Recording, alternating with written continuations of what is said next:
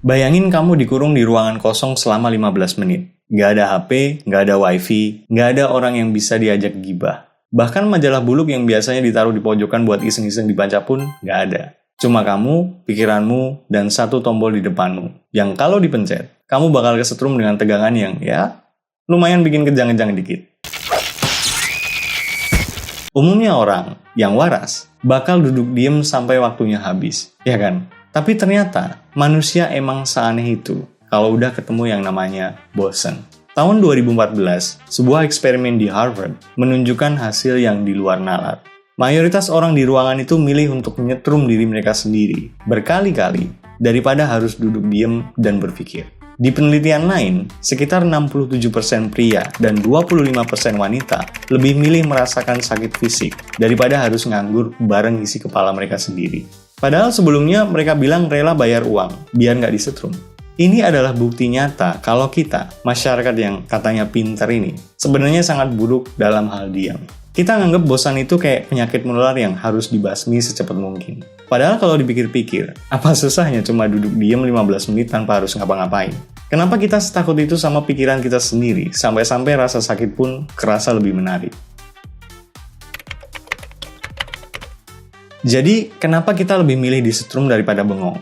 Jawabannya ada di dalam kepala kita. Sesuatu yang para ilmuwan sebut dengan Default Mode Network atau DMN. Ini adalah sekumpulan bagian otak yang otomatis nyala ketika kamu nggak lagi melakukan apapun. DMN akan memicu otak untuk memikirkan hal-hal yang sifatnya reflektif, personal, dan mendalam.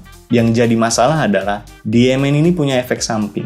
Begitu dia aktif, misalnya pas kamu lagi nunggu di lampu merah atau berdiri di sebuah antrian, bukannya ngajakin kamu mikir yang seneng dan lucu-lucu, dia akan ngelempar pertanyaan-pertanyaan eksistensial. Apa ya tujuan hidup gue?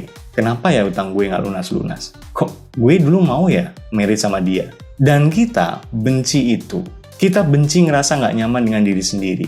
Nah untungnya, zaman sekarang kita punya obat bius paling ampuh yang bisa kita bawa kemana-mana. Smartphone. Seperti yang kita tahu, karena benda itu, kita jadi sangat ahli dalam membunuh DMN ini secara instan.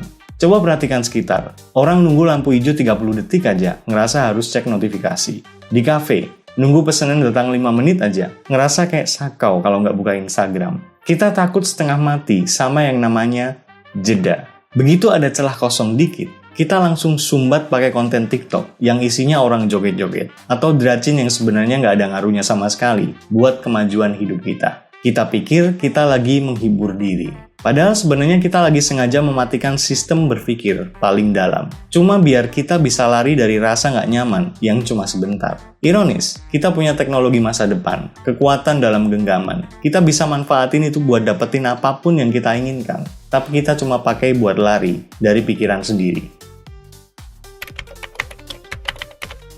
Kamu mungkin mikir, ya terus kenapa kalau gue main HP? Daripada stres mikirin utang? Masalahnya dengan membunuh rasa bosan, kamu sebenarnya sedang membunuh potensi otakmu untuk jadi lebih dari sekedar penonton konten recehan. Bosan ya emang gitu, bikin capek, males, gak semangat. Tapi justru kondisi itulah yang seringkali memicu kita untuk melakukan tindakan besar. Tahun 2013 di sebuah universitas di Inggris, para peneliti pernah melakukan eksperimen yang tingkat penyiksaannya hampir setara sama kamu dengerin kakekmu ngulang-ulang cerita zaman dia muda. Mereka nyuruh orang baca buku telepon selama 15 menit. Bayangin itu, baca buku telepon 15 menit. Buku telepon loh ini. Isinya cuma deretan nama sama nomor telepon. Nggak ada quotes-quotes, nggak ada alur cerita, nggak ada gambar-gambar. Bisa bayangin kan?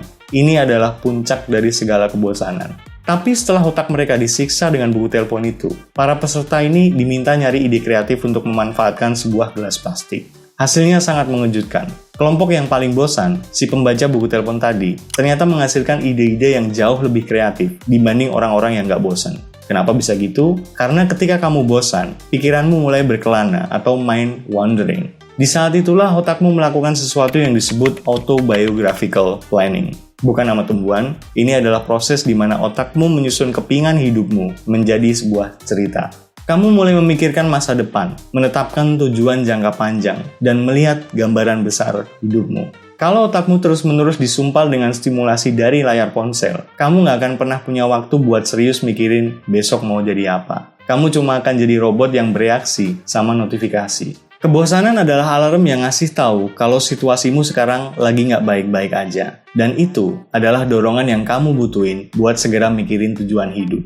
Jadi kalau kamu nggak pernah membiarkan otakmu kosong, jangan kaget kalau hidupmu cuma gitu-gitu aja. Ada efek samping dari rasa bosan yang terdengar nggak masuk akal. Bosan bisa bikin kamu jadi orang yang lebih baik. Padahal biasanya kalau bosen kita bawaannya pengen marah-marah atau minimal cari masalah lah di kolom komentar. Tapi faktanya, perasaan hampa dan gak punya tujuan yang muncul ketika kamu bosan justru memicu otakmu mencari makna secara instan. Dalam sebuah studi di Irlandia tahun 2011, orang-orang yang dibuat bosan setengah mati ternyata jauh lebih mungkin untuk mendonorkan darah atau nyumbang ke badan amal dibandingkan mereka yang sibuk. Kenapa? Karena menolong orang lain memberikan suntikan makna yang nyata ke dalam hidup, yang sesaat kerasa kosong tadi. Jadi kalau akhir-akhir ini kamu ngerasa hidupmu sangat tidak berguna, mungkin itu tandanya kamu kurang nganggur, bukan kurang kerjaan.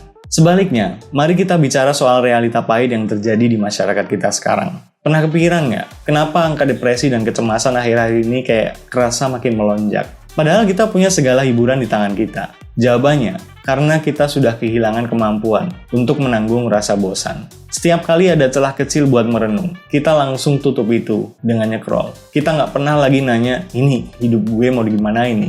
Karena kita terlalu sibuk ngeliatin hidup orang lain di medsos. Kita menghindari pertanyaan-pertanyaan eksistensial yang nggak nyaman itu dengan cara terus-menerus mematikan mesin berpikir kita. Lihat hasilnya. Kita nggak pernah benar-benar menemukan makna hidup. Kita ngerasa hampa, cemas, dan akhirnya depresi. Kita pikir kita sedang menyelamatkan diri dari rasa bosan. Padahal kita sedang menggali lubang kesedihan kita sendiri. Kita lari dari rasa nggak nyaman yang baik menuju kenyamanan yang berbahaya.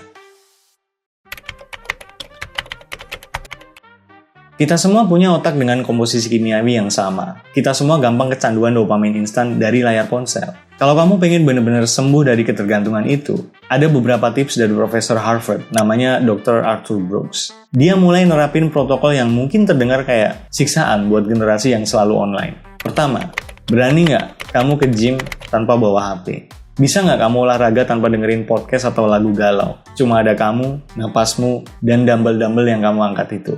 Dr. Arthur bilang, ide paling brilian dalam hidupmu justru muncul saat kamu nggak lagi terdistraksi perangkat apapun. Kedua, coba buat aturan dilarang pegang HP pas makan sama keluarga atau teman. Hargai orang yang ada di depanmu. Bukan orang yang nggak ada di sana tapi terus-terusan minta perhatian lewat notifikasi. Dan yang paling penting, jangan bawa HP ke tempat tidur. Kasur itu tempat istirahat, bukan tempat ngadu nasib di feed sampai jam 3 pagi. Emang awalnya bakal kerasa kayak ada yang teriak-teriak di kepalamu. Itu karena otakmu sakau pengen dopamin. Tapi lama-lama, kegaduhan itu bakal tenang dengan sendirinya. Kamu akan mulai terbiasa dengan durasi 15 menit atau lebih tanpa stimulan. Dan saat itulah, hidupmu akan berubah. Kamu nggak akan lagi gampang bosen dengan pekerjaan atau pasanganmu. Otot kesabaranmu udah kembali terlatih. Dunia ini nggak akan kiamat cuma gara-gara kamu nggak tahu apa yang lagi tren di TikTok atau Instagram. Lihat kakek nenek kita dulu. Mereka nggak tahu tren, nggak tahu siapa selingkuh sama siapa. Mereka hidup tenang-tenang aja tuh. Umurnya panjang-panjang lagi. So, friendly advice, taruh HP-mu. Belajarlah untuk menikmati rasa bosan itu. Karena bisa jadi, di dalam kebosanan itulah, kamu akan menemukan siapa dirimu yang sebenarnya, dan apa yang selama ini kamu butuhkan. Semua bermanfaat ini. See ya.